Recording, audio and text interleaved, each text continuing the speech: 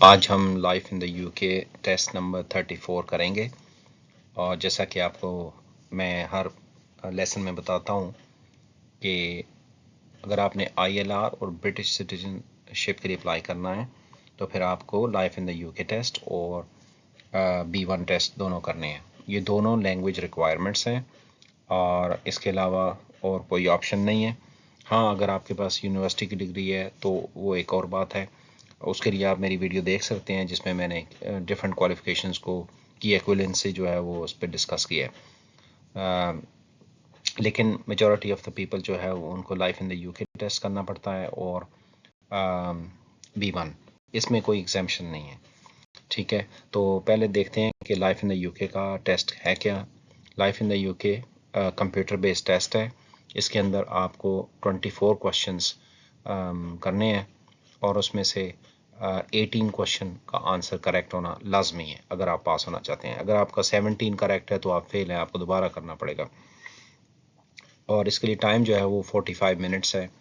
और साथ में ये भी बताऊं कि टेस्ट जो भी मैं यहाँ पे अपलोड कर रहा हूँ ये प्रैक्टिस टेस्ट हैं।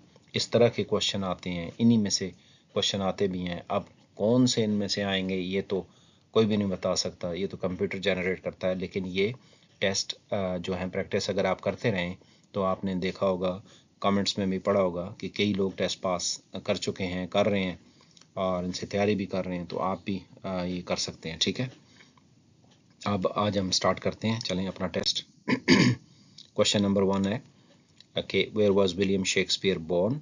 विलियम शेक्सपियर जो ड्रामाटिस्ट था और इसने बहुत सारे ड्रामे लिखे हैं जैसे Romeo and Juliet, Macbeth, Hamlet, ये सारे उसके ड्रामे हैं। तो ये कहाँ पे पैदा हुआ? London, Liverpool, Stratford upon Avon या न्यूकासल अपॉन टाइन। तो इसका जो करेक्ट आंसर है वो स्ट्रैटफोर्ड अपॉन एवन है। आपके लिए आसानी के लिए बता सकता हूँ कि देखें, शेक्सपियर इसका मेन नाम उससे याद किया जाता है, विलियम शेक्सपियर ज़ाहिर फुल नेम था, लेकिन शेक्सपियर का जो टाउन ऑफ बर्थ है वो भी S से स्टार्ट हो रहा है, तो आप इसको यूं याद रख सकते हैं। ठीक है, नंबर 2 है which two islands are closely linked to the UK but are not part of it. इनमें से कौन से दो आइलैंड्स हैं जो कि यूके के साथ लिंक तो हैं क्लोजली लेकिन पार्ट नहीं है उसका। ये आपको चैप्टर नंबर जो है वो 2 पढ़ना पड़ेगा। उसमें पूरी डिटेल के साथ लिखा हुआ होता है कि कौन कौन से एरियाज़ हैं जो ब्रिटिश ओवरसीज़ टेरिटरीज़ हैं या कौन कौन से एरियाज़ हैं जो कि स्टिल यूके के अंडर हैं। तो अब इसमें हम देखते हैं कि the Isle of Man, Malta, the Channel Islands और फिजी। तो द आइल ऑफ मैन और द चैनल आइलैंड्स ये दोनों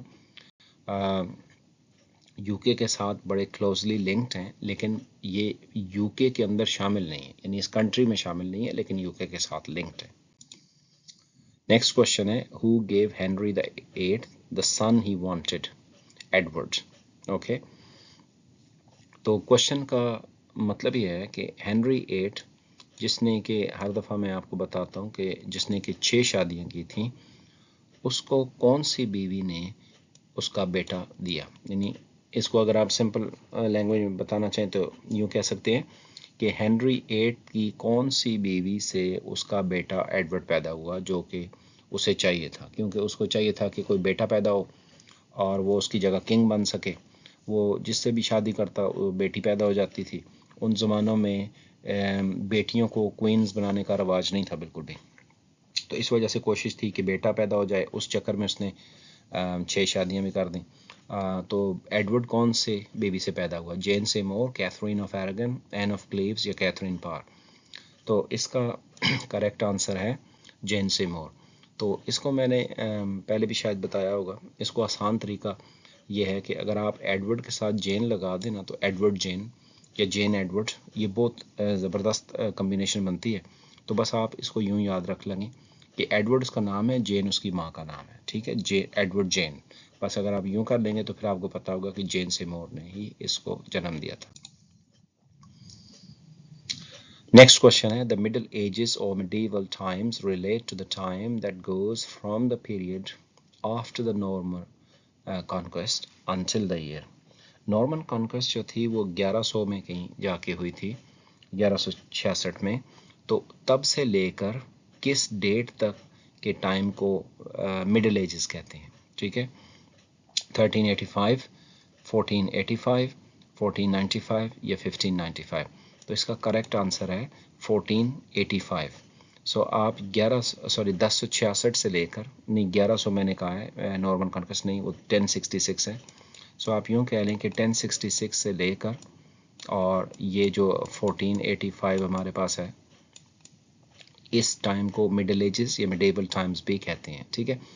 ये बाज़ जगहों पे 1100 से साढ़े मीन्स 1450 या 1485 या बाज़ औक़ात 1100 से 1500 तक भी होता है, लेकिन चूंकि बुक में यूँ ही लिखा हुआ है तो आप इसको यूँ ही कंसिडर करेंगे। 1066 से लेकर 1485 तक का टाइम को मिडिल एजेस कहते हैं। Next, who is the heir to the throne of the UK. Heir का मतलब है जानशीन। यूके का जो थ्रोन है, अभी तो चूँकि किंग चार्ल्स किंग है, तो let's say hair to the throne का मतलब होता है कि अगर किंग चार्ल्स को कुछ हो जाता है, यानी उसकी डेथ हो जाती है, तो उसके बाद कौन किंग बनेगा, कौन जानशीन होगा उसका। तो ज़ाहिर है किंग का जो सबसे बड़ा बेटा होता है या क्वीन का सबसे बड़ा बेटा होता है तो वही किंग बनेगा। जैसे क्वीन एलिज़ाबेथ थी तो उसका सबसे बड़ा बेटा किंग चार्ल्स था, जो डायना का हस्बैंड था। अब तो वो कैमिला पार्कर का हस्बैंड है, तो वो बन गया। अब किंग चार्ल्स अगर उसकी डेथ हो जाती है तो फिर उसके बाद प्रिंस विलियम जो है वो किंग बनेगा। Next, which flower is associated with Wales. Okay, ये बहुत ही जो क्वेश्चन है ज़बरदस्त क्वेश्चन है, क्योंकि इसमें ये चारों कंट्रीज़ के फ्लावर्स हैं, ठीक है। तो वेल्स के साथ कौन सा फ्लावर एसोसिएटेड है, ठीक है। हर कंट्री का अपना एक नेशनल फ्लैग है, हर कंट्री का अपना, आप यूँ कह रहे हो कि फूड है, हर कंट्री का अपना एक फ्लावर है। तो वेल्स का जो फ्लावर है वो डेफोडिल्स है। डेफोडिल्स वेल्स का कौमी फूल कह लें आप। नेक्स्ट क्वेश्चन है, what was the nickname given to the Scottish poet Robert Burns. ये जो रॉबर्ट बर्न्स है, ये स्कॉटलैंड का एक पोएट था पुराने ज़माने का। तो इसका निक नेम क्या है, इसको क्या कहते हैं? The great, the birds, the lover, the Scottish. तो इसका जो करेक्ट आंसर है वो द बार्ड है। तो आप इसको यूं याद रख लेंगे कि Robert Burns, Burns, bard, okay, ये दोनों चीज़ें बी से स्टार्ट होती हैं, तो इस वजह से इसको आप ऐसे याद रख लेंगे।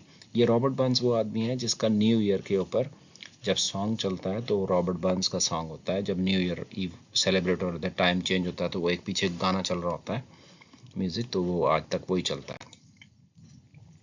नेक्स्ट क्वेश्चन है, when was Ireland divided into two countries. Ireland कब दो कंट्रीज में डिवाइड हुआ। अब आपको ये अगर मैं उसको यूँ मैप बना लूँ तो ये सारे का सारा आयरलैंड है, ठीक है। तो आयरलैंड जो है वो डिवाइड हुआ था, इसको हम नॉर्दर्न आयरलैंड कहते हैं। ये जो NI मैं इसको लिख देता हूँ, ऊपर वाला पोर्शन है, और ये जो नीचे वाला पोर्शन है ये आयरलैंड है। इसको मैं IRE लिख देता हूँ। ये आयरलैंड है, ये सेपरेट कंट्री है, इंडिपेंडेंट कंट्री है। अगर आप यूके से इधर जाएंगे, क्योंकि यूरोपियन यूनियन में नहीं है, तो आपको वीज़ा चाहिए होगा। लेकिन ये जो नॉर्दर्न आयरलैंड है ये यूके का पार्ट है, ठीक है। यूके में 4 कंट्रीज़ हैं, इंग्लैंड, स्कॉटलैंड, वेल्स और नॉर्दर्न आयरलैंड, ये वाला। तो हमारा यहाँ पे जो क्वेश्चन है वो ये है कि ये नॉर्दर्न आयरलैंड कब डिवाइड हुआ, यानी कब नॉर्दर्न आयरलैंड ने आयरलैंड कब डिवाइड हुआ, कब नॉर्दर्न आयरलैंड डिसाइड किया कि वो यूके के साथ रहेंगे। 1920, 22, 25 और 28। तो इसको आपका करेक्ट आंसर 22 है, ठीक है। अब आप देखें कि मैं आपको इसको आसानी के लिए यूँ बता देता हूँ कि ये 2 कंट्रीज़ में डिवाइड होने की बात हो रही है। सो देखें, अगर हम इनका लास्ट डिजिट, एक तो याद रखना कि ये 1920s की बात है, ठीक है, 20 की दहाई की बात है। ये सारे 20, 22, 25, 28 है। तो चूँकि 2 कंट्रीज़ है, तो जिसका लास्ट में 2 है, यानी 2 कंट्रीज़ लास्ट में भी 2 आ गया, तो वो आपको जहन में रख लेना है। ये कोई फार्मूला नहीं है, किसी किताब में नहीं लिखा हुआ, ये बस खुद ही हमने बनाने होते हैं ताकि हमें चीज़ें याद रहें। नेक्स्ट क्वेश्चन है, विच of the following is not a city of the UK. ये 4 सिटीज़ के नाम हैं, इन 4 में से कौन सा यूके का सिटी नहीं है? और आपको ये भी याद रखना होगा कि यूके में 4 कंट्रीज़ हैं, ठीक है? तो यूके में 4 कंट्रीज़ में दोबारा बोल देता हूँ, England, Scotland, Wales, Northern islands, ये 4 कंट्रीज़ हैं। इन 4 कंट्रीज़ के जो शहर होंगे वो भी यूके के पार्ट होंगे, यानी वो यूके के सिटीज़ होंगे। अगर कोई इनमें से बाहर है तो वो नहीं होगा। बेलफास्ट, न्यूपोर्ट, डबलिन, डंडी। तो इसमें जो डबलिन है ये जो है वो आयरलैंड का कैपिटल है, इस वजह से ये यूके का हिस्सा नहीं है। मैं आपको फिर समझा देता हूँ कि ये हमने पिछले सवाल में पढ़ा था कि आयरलैंड कब डिवाइड हुआ था। तो आयरलैंड अगर ये कंसिडर किया जाए तो इसको हम नॉर्दर्न आयरलैंड कहते हैं, ठीक है? ये वाला यूके का पार्ट है और इस नॉर्दर्न आयरलैंड का जो कैपिटल है वो बेलफास्ट है। आप यूँ कह लें कि ये बेलफास्ट यहाँ पे है। ये इंडिपेंडेंट कंट्री है और इसका कैपिटल डबलिन है, वो यहाँ पे है कहीं पे। तो ये वाला यूके का, चूँकि ये कंट्री भी यूके का पार्ट नहीं है तो ये डबलिन इसका सिटी भी यूके का पार्ट नहीं है। Next question, when is bonfire night celebrated? ये बोनफायर नाइट कब सेलिब्रेट की जाती है? 5th of September, 5th of November, 15th of September, 15th of November।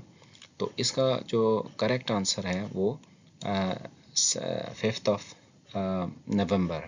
Night, bonfire night, एक बात तो ये क्लियर है कि जो महीने में बोनफायर नाइट मनाई जाती है वो महीने का नाम भी एन से स्टार्ट होगा। अब आपको देखें कि यहाँ पे भी नवंबर है, यहाँ पे भी। अब आपको ये एक चीज़ तो कंफर्म होगी कि नवंबर में।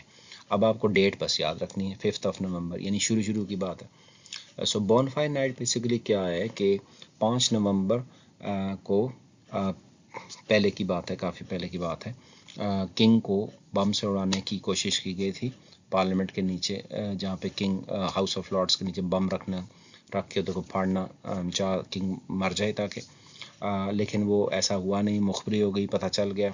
तो वो किंग तो मरा नहीं, लेकिन उस दिन को, वो 5 नवंबर का वाक़या है, उस दिन की याद में फिर बॉनफायर नाइट मनाई जाती है। फिर आप देखते हैं कि उस दिन ये बहुत सारे लोग पटाखे बजाते हैं, रात को अब फायरवर्क्स होते हैं। तो बस वो एक तरह से यूँ कहते हैं कि चलो उनका बम तो नहीं फटा लेकिन हम चलो पटाखे बजा लेते हैं, तो इस तरह वो मनाते हैं, ठीक है? इसको बॉनफायर नाइट कहते हैं।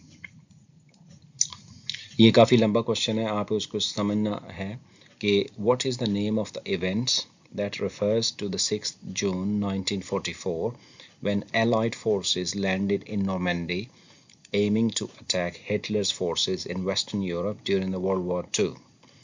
ओके, 6 जून 1944 को एलाइड फोर्सेस कहते हैं उन फोर्सेस को जिसमें बरतानिया भी था, यूके जिसमें हिस्सा था, और ये जर्मनी के खिलाफ लड़ रहे थे। एक तरफ जर्मनी का ग्रुप था, एक तरफ यूके का ग्रुप था।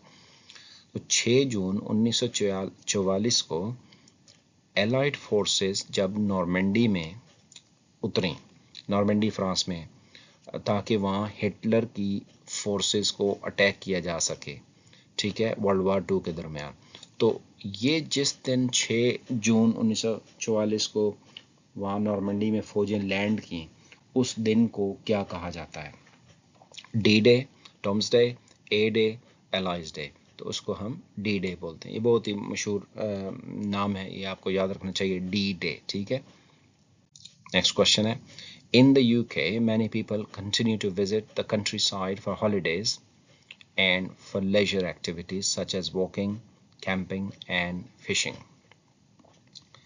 यूके में बहुत सारे लोग कंट्री साइड, देहात को कहते हैं, गांव को कहते हैं, छुट्टियां गुजारने के लिए देहातों में चले जाते हैं, गांव का नॉर्दर्न एरियाज में चले जाते हैं। देखें, आप देखें स्कॉटलैंड चले जाते हैं या फिर लेक डिस्ट्रिक्ट, पीक डिस्ट्रिक्ट, ये सारी जगह, और वहाँ वॉक वगैरह करते हैं, कैंपिंग करते हैं, फिशिंग करते हैं। ये बात सही है कि गलत है? तो ये बिल्कुल सही है, ये ट्रू आंसर है इसका। नेक्स्ट क्वेश्चन है, what is the name of the building where the Northern Ireland assembly meets? Okay, ये क्वेश्चन, इस तरह के क्वेश्चन जो है वो बहुत इंपॉर्टेंट है, उसको आपको समझना चाहिए कि ये एक क्वेश्चन में बेसिकली आप 4 क्वेश्चन लर्न कर रहे हैं, ठीक है? नॉर्दर्न आयरलैंड की असेंबली, देखें यूके में 4 कंट्रीज़ हैं, तो हर कंट्री की अपनी अपनी एक असेंबली भी है और उनकी असेंबली की एक बिल्डिंग भी है जहाँ पे जाके वहाँ के जो MPs या MLAs जो होते हैं वो बैठते हैं और कानून वगैरह बनाते हैं। तो आपको चारों कंट्रीज़ का भी पता होना चाहिए, चारों की कैपिटल्स का भी पता होना चाहिए, और फिर चारों की बेसिकली जो असम्बली की बिल्डिंग्स के का भी पता होना चाहिए। वेस्टमिंस्टर जो है वो मैं आपको पहले तो सबसे पहले बताऊं कि इसका करेक्ट आंसर क्या है। नॉर्दर्न आयरलैंड की जो असम्बली है उसका नाम है स्टॉर्मंट। ये जगह भी है और उस असम्बली का नाम है, ठीक है। अब मैं साथ में, ये तो नॉर्दर्न आयरलैंड की होगी, इस क्वेश्चन का आंसर करेक्ट ये हुआ। मैं साथ में आपको सबको बता देता हूँ, क्योंकि कभी आपको ये भी आ सकता है कि what's the name of the building where the British parliament assembly meet, तो फिर उसका क्या होगा, स्कॉटिश पार्लियामेंट कहाँ मीट करती है, वेल्श पार्लियामेंट कहाँ मीट करती है। सो वेस्टमिंस्टर जो है ये आप कह लें कि ये इंग्लैंड के लिए, ठीक है, इंग्लैंड हम लिख देते हैं। हॉलीवुड जो है वो स्कॉटलैंड है, और सेनेट जो है वो वेल्स है। सो वेल्स की असम्बली सेनेट में बैठती है, स्कॉटलैंड की हॉलीवुड में, और इंग्लैंड यानी यूके पूरे की वो वेस्टमिंस्टर लंदन में जो है, ठीक है। Next question. Which British Prime Minister led the Conservative government from 1979 to 1990? इस क्वेश्चन में दो चीज़ें छुपी हैं जो आपको मैं बताना चाह रहा हूँ। वो कौन सी ब्रिटिश प्राइम मिनिस्टर थी या था जिसने कंजर्वेटिव गवर्नमेंट को 1979 से 1990 तक लीड किया, और ये 11 साल हैं, ठीक है। और ये यूके की हिस्ट्री में किसी भी प्राइम मिनिस्टर का सबसे लंबा टाइम प्राइम मिनिस्टर होने का है। John Major, Harold Macmillan, Margaret Thatcher या सर एलेक्स डगलस। तो इसका करेक्ट आंसर है मार्गरेट थैचर। और ये पहली, एक क्वेश्चन इसमें यह भी आ सकता है कि कौन सी ब्रिटिश प्राइम मिनिस्टर थी जो कि पहली वुमेन थी, या फर्स्ट वुमेन प्राइम मिनिस्टर कौन थी, तो मार्गरेट थैचर उसका नाम है। क्वेश्चन ये भी आ सकता है कि यूके की सबसे लंबे अरसे तक रहने वाली प्राइम मिनिस्टर कौन थी या कौन था, तो मार्गरेट थैचर उसका आंसर आ सकता है। और इस क्वेश्चन का आंसर तो ये है। नेक्स्ट क्वेश्चन है, which of the following civilizations is known for having built roads and public buildings, creating a structure of law and having introduced new plants and animals in Britain?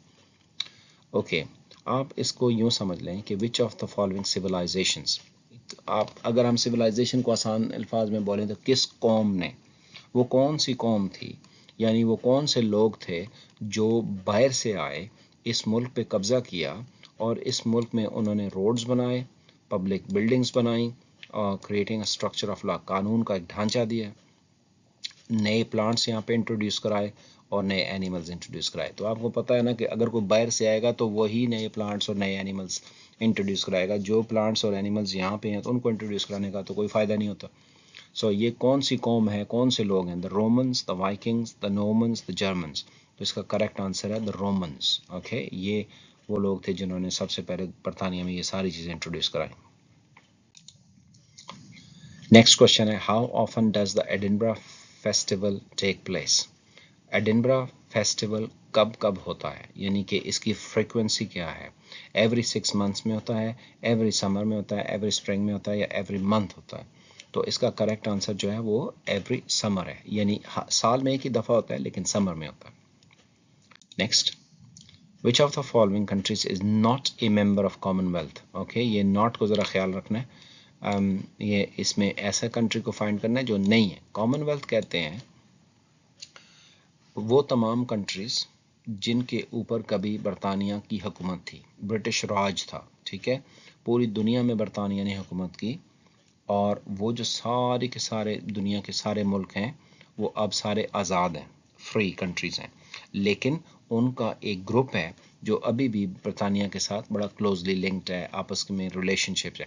और वो जो countries का group है जिन पे कभी बरतानिया ने हुकूमत की थी, उस ग्रुप को कॉमनवेल्थ कहते हैं। उसमें 52 के करीब कंट्रीज़ हैं, कोई ना कोई ड्रॉप होता जाता है, कभी कभी आ जाता है, कभी चला जाता है, तो उसको कॉमनवेल्थ कहते हैं। इनमें से कौन से 4 में से कंट्रीज़ हैं, जो एक कंट्री कौन सा है जो कि कॉमनवेल्थ का हिस्सा नहीं है? युगांडा, गाना, मलावी या जिम्बाब्वे? सो इसमें जिम्बाब्वे वो है जिस पे जो कि कॉमनवेल्थ में नहीं है। Next question, What marked the beginning of what is called constitutional monarchy? Okay, ये क्वेश्चन आपको समझना चाहिए, ये ज़रा डिफ़िकल्ट भी है। कॉन्स्टिट्यूशनल monarchy का आगाज़ किस वाक़े से हुआ? ये 4 डिफरेंट किस्म के वाक़यात हैं जो कि हिस्ट्री में हुए हैं। इनमें से कौन सा ऐसा वाक़या है जिसने कॉन्स्टिट्यूशनल monarchy की बुनियाद रखी? अब आप पहले तो ये समझे ना कि कॉन्स्टिट्यूशनल monarchy क्या है। कॉन्स्टिट्यूशनल monarchy एक ऐसा गवर्नमेंट का सिस्टम है जिसमें पार्लियामेंट भी होती है और किंग या क्वीन भी होता है। बिल्कुल ऐसे ही जो यूके की बात हो रही है। अब देखें, यूके में किंग भी है, क्वीन पहले थी, अब किंग भी है, रॉयल फैमिली भी है, लेकिन उसके साथ साथ प्राइम मिनिस्टर भी है, कैबिनेट भी है और पार्लियामेंट भी है। अब ये 2 डिफरेंट सिस्टम है। बाज़ कंट्रीज़ में सिर्फ किंग और क्वीन है, वही रूल करते हैं, वही सब कुछ होते हैं, यानी वही मालिक होते हैं। बाज़ कंट्रीज़ में किंग क्वीन नहीं होते, वहाँ पे सिर्फ प्राइम मिनिस्टर होता है और बराए नाम एक प्रेसिडेंट सा होता है। तो अगर आपके कंट्री में किंग और क्वीन भी हैं और साथ में प्राइम मिनिस्टर भी है तो उसको कॉन्स्टिट्यूशनल monarchy कहते हैं। कॉन्स्टिट्यूशन मींस प्राइम मिनिस्टर और उसकी गवर्नमेंट, monarchy मींस किंग और क्वीन। तो ये कौन सा वाक़या है जिसने कॉन्स्टिट्यूशनल monarchy की बुनियाद रखी यूके में? The laws passed after the glorious revolution, a speech given by the king, the emergence of new ideas about politics, philosophy and science, the development of Bessemer process. So इसका correct answer ये है कि the laws passed after the glorious revolution. Glorious revolution यानी ज़बरदस्त इनकलाब जो था वो 1688-89 में आया था और उसमें क्या हुआ था कि किंग जेम्स टू जो था वो चला गया और उसके बाद विलियम बना किंग और मैरी, दोनों ने मिलके किंग क्वीन बने। किंग जेम्स टू को डिपोज कर दिया गया, उसको हटा दिया गया। विलियम और मैरी मिल के मुल्क को चलाया और उन्होंने अपनी ज़्यादातर पावर्स पार्लियामेंट को दे दी। तो यहाँ से बुनियाद चली कॉन्स्टिट्यूशन monarchy की। Next question, what is the name given to the day that marks the end of Ramadan when Muslims have fasted for a month? मुसलमान जब एक रमज़ान का महीना जो होता है उसमें जब रोज़े रखते हैं तो उसके बाद जब रोज़ा ख़त्म होता है तो उस इवेंट को क्या कहते हैं? वैसाखी, ईद उल फित्र, ईद उल अधा या हनुका? तो इसका करेक्ट आंसर है ईद उल फित्र। ये आपको याद रखना चाहिए कि ये सारे के सारे फेस्टिवल्स किसके हैं? वैसाखी सिख फेस्टिवल है, ईद उल अधा भी जो है वो मुसलमानों का फेस्टिवल है जिसमें वो सेक्रीफाइस करते हैं, जानवर कुर्बान करते हैं, और हनुका जो है वो यहूदियों का, ज्यूज का फेस्टिवल है। Next question is, who is the fastest person to have sail around the world single handed? इस क्वेश्चन का मतलब ये है कि दुनिया के गिर्द अकेले चक्कर काटने वाले, यानी दौड़ के नहीं, ज़ाहिर है सेल कश्ती से, सबसे तेज़ किसने दुनिया के गिर्द अकेले चक्कर काटा? जेम कैली होम्स, जेम एलन मैकार्थर, जेन टॉरवेल या ब्रैडली विगिन्स? इसका करेक्ट आंसर है जेम एलन मैकार्थर। ओके, इसने पूरी दुनिया के गिर्द चक्कर काटा अकेला। Who makes the decisions on government policies in the UK? ये क्वेश्चन बहुत इंपॉर्टेंट है।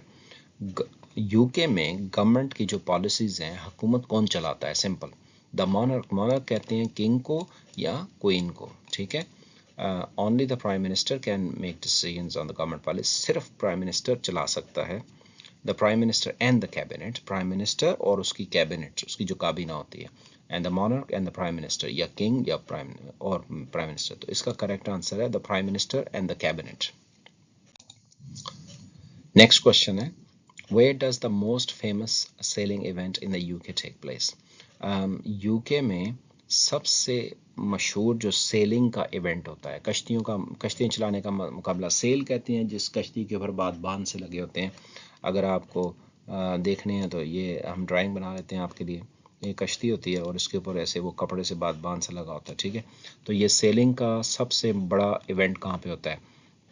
हॉलीहेड नॉर्थ वेल्स में, या काउज में, the Isle of Wight, Douglas, the Isle of Man, Plymouth, England? तो इसका करेक्ट आंसर है काउज, आइल ऑफ वाइट में ये जगह का नाम है, ठीक है। Next question, how often is the electoral register updated? Electoral register जो होता है वो कब अपडेट होता है, यानी जो वोटर लिस्ट होता है जिसमें वोटर, सारे इलाकों के वोटर्स के नाम होते हैं?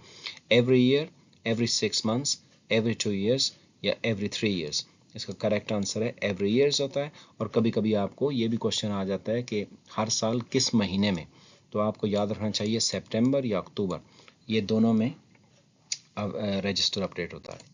24, what do you need to drive a car in the UK? आपको ड्राइव करने के लिए यूके में क्या चीज़ चाहिए? A driving licence, a valid motor insurance, an MOT certificate and the road tax. A driving license, a valid motor insurance only, ये सारी चीज़ें, ड्राइविंग लाइसेंस या सर्टिफिकेट ओनली, ड्राइविंग लाइसेंस नहीं। ये इसका करेक्ट आंसर। आपके पास ड्राइविंग लाइसेंस भी होना चाहिए, MOT भी होना चाहिए, रोड टैक्स भी होना चाहिए, मोटर इंश्योरेंस भी होना चाहिए। तो इतना आसान नहीं है यहाँ पे चलाना। ओके, सो ये हमारा आज का लेसन ख़त्म हो गया है। अगर आपको कोई क्वेश्चन है तो पूछें, try to understand the question. अगर नहीं समझ आती तो मुझसे पूछ लें, वीडियो को रोक के समझें, पढ़ें और पास हो जाएं। ठीक है, thank you very much, see you next time.